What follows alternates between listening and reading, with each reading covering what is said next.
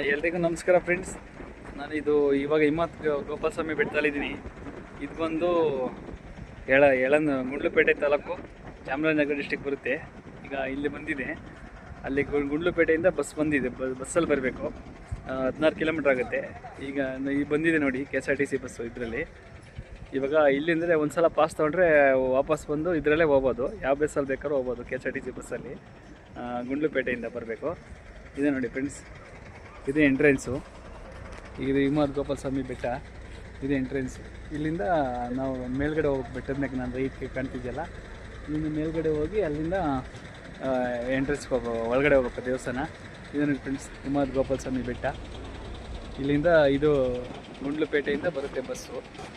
ಮೈಸೂರು ಕಡೆಯಿಂದೆಲ್ಲ ಬಂದರೂ ಬರ್ಬೋದು, ಈ ಕಡೆ ಊಟಿಯಿಂದ ಕಡೆಯಿಂದ ಬರ್ಬೋದು, ಚಾಮರಾಜನಗರ ಕಡೆಯಿಂದೆಲ್ಲ ಬರ್ಬೋದು. ಇಲ್ಲಿಂದ ಗುಂಡ್ಲುಪೇಟೆಯಿಂದ 16 ಕಿಲೋಮೀಟ್ರ್ ಆಗುತ್ತೆ. ಇದೆ ನೋಡಿ ಫ್ರೆಂಡ್ಸ್ ಎಂಟ್ರೆನ್ಸ್.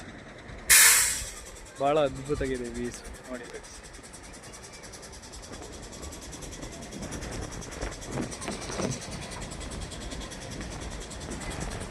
ನಮ್ಮ ಕರ್ನಾಟಕ ಕೇರಳ ಇಲ್ಲಿ ಭಾಳ ಟೂರಿಸ್ಟ್ ಬರ್ತಾರೆ.